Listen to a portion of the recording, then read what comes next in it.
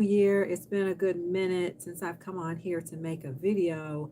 And of course, it is the new year, so I need to do at least a little reminder for people. Um, yeah, so what's been up? There's been a lot going on. There has been a lot going on. And there is a lot more for 2022. There's a lot. We're all living in a time that, we could not have imagined. And then here we go again with this Omicron, right? We don't know what's going to happen really. Um, but anyway, and I'm working on some things, y'all. One of the things is I've had to decide how best to spend my energy. And I normally in January I do a coaching program called the First 31, and that is helping people move through the first 31 days of the new year, which is the month of January, right? 31 days in January, the first 31, to give people momentum as they implement whatever changes they want to see in their lives, as they shed things that they want to let go of. And so, I walk through the first 31 days with people in various capacities. Last year, some of y'all were with me. I did a class on manifesting, and we did every weekend in January. But yeah, I've had to decide how I'm going to spend my energy and my time because things have gotten to be so many moving parts that I can't do everything. So, what I want to come on here and do. So, well, let me just finish that thought. So, what I'm going to do is I'm launching a program in the spring. Well, it might be February, late winter, early spring.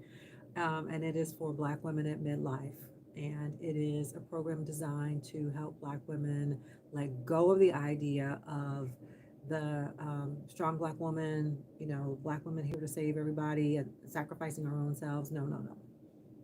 We done with that. We want to retire the strong Black woman and let her have her rest. And we want to claim ourselves. We want to put ourselves at the center of our own lives. We want to step into what is next for ourselves. The program is the Black Women in Midlife Academy, and it is how to live, love, and thrive without losing ourselves. So I'm going to be launching that. And so, as y'all know, I teach college as well. So I'm having to get ready for a new semester and all these things. So there's a lot going on. And so I'm choosing, which things I'm going to spend my time on. I hope you're not hearing that text message. I'm getting text messages right now. um, but what I want to come on here and do today within the first week of January is just do a little reminder teaching about manifesting using some candle magic. And I mean, I've done these kind of videos before, but I think it's always helpful to do a refresher because people always ask me. I mean, that's the main thing that people want to know about, right? Is, how can I get this thing that I want? Normally it's love and money. That's just how people are. We want the security of money. We want to have love in our lives and all that good stuff, and there's no harm in it. So, yeah, that's what people ask me about the most. And so I'm going to just do a little refresher right here, but I'm also going to remind everyone, about mindset,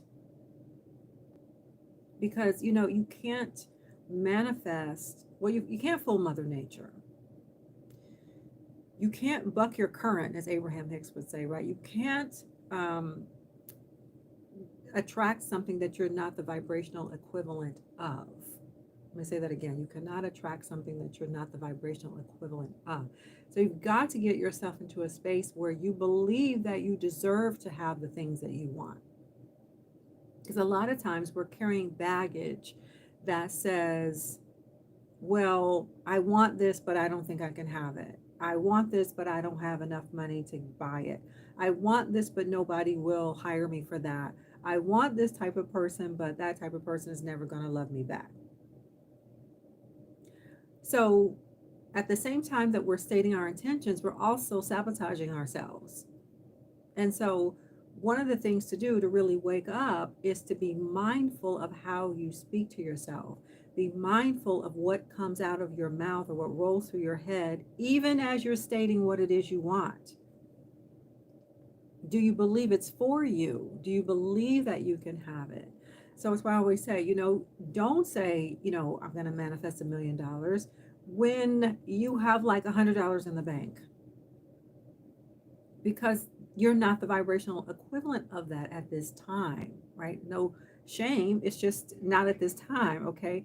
So you want to pull in something that is very, within the realm of what you can imagine for yourself and accept for yourself. What can you accept for yourself? And then, of course, I would want you to think about, okay, if you're really stuck with that because you realize that you sabotage yourself all the time with thoughts that undermine yourself, where does that come from? And that's the thing you want to let go of.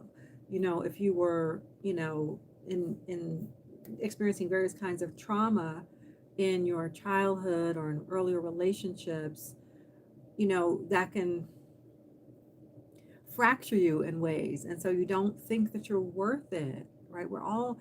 So many people are out here hustling for our worth, right? Hustle, hustle, hustle, hustle to prove that we deserve a thing. But we don't really have to do that. We don't have to do that.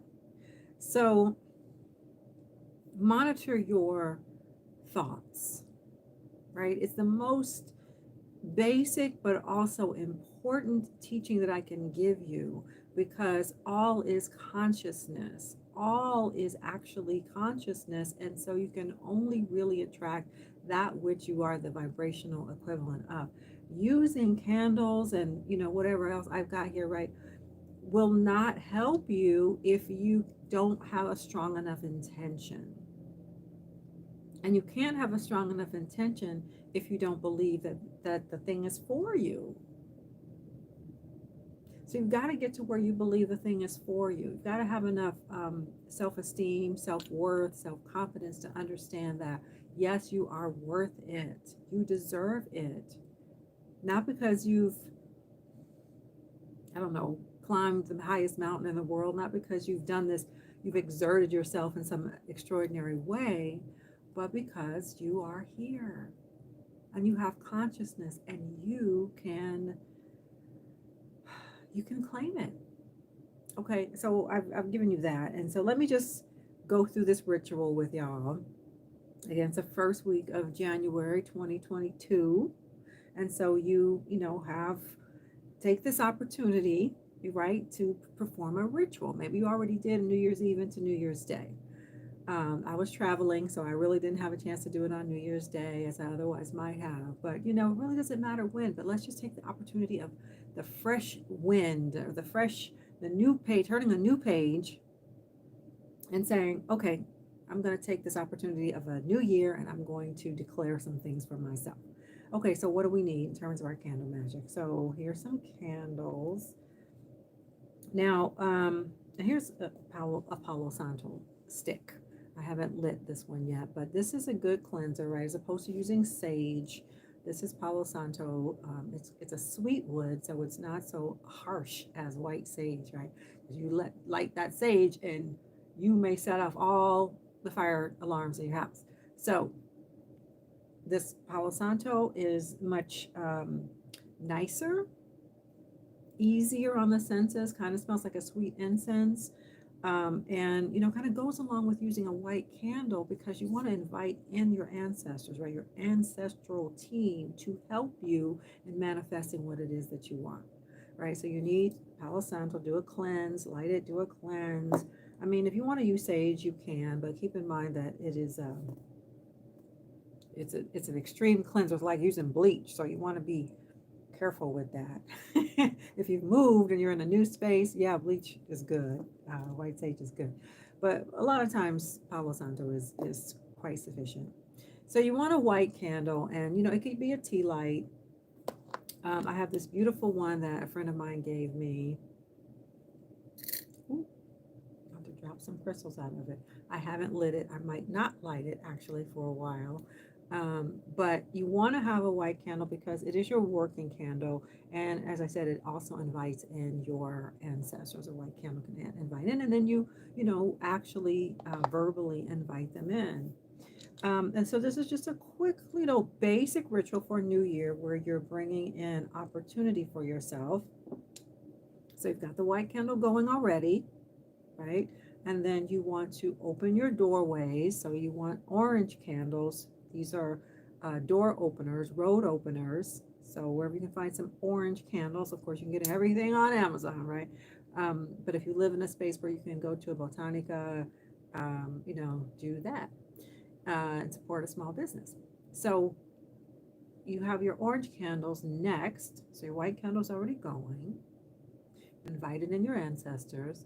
The orange candles now are as if you're saying to your ancestors, open the door for me, open my roads for me, open the road of opportunity for me, right? And then after that comes, what is it that you actually want to manifest?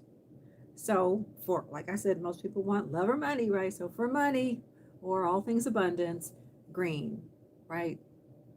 No mystery there, green. And then you might also have some crystals alongside, what you're doing. So I got a green aventurine and some pyrite. Basic. So you could put those around the candles to invite in opportunities that are going to bring you wealth, to bring you money, to bring you an increase in abundance, whatever that is for you. Mostly that's money for people. So it's very basic. It's not like we have to, scour the earth and find really obscure things, because all is consciousness, really. And so what we're doing is using these tools as a way of they're permission slips, right? These tools to focus our thought onto what it is we want. They're tools to help us. Right, and there's correspondences with colors, right? There's correspondences in manifesting a particular thing. So I'm going to, definitely suggest that you, before you light your candles, really get clear on what it is you want. Really, do some self-analysis before you light these candles and say, well, if I've been doing these kinds of rituals for a while and I'm not experiencing the results I want, what do I think is holding me up? What belief system do I have in place where, I guess I don't quite believe it? Or again, I don't think I can have it? So where does that come from? And what do you need to do to move those thoughts away, right? To let them go? What do you need to happen in your life for you to be willing to let those things go that say you're not good enough? Because really, you can have what you want. Okay. I know some people may write me some comments and be like, well, if it's that easy, then no, I did not say it was easy.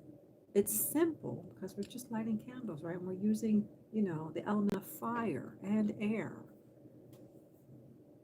Because the work is in the mental plane, in the spiritual plane, in the allowing yourself to actually believe what you're. Oh, no, I got a phone call. To actually believe that you deserve. So I feel like I'm saying the same thing over again, and I'm going to wrap it up here. Happy New Year. Remember, all starts in consciousness. Use your tools as tools. Clear your mind, clear your heart, clear your spirit, invite your ancestors in, and be blessed. That's all for now.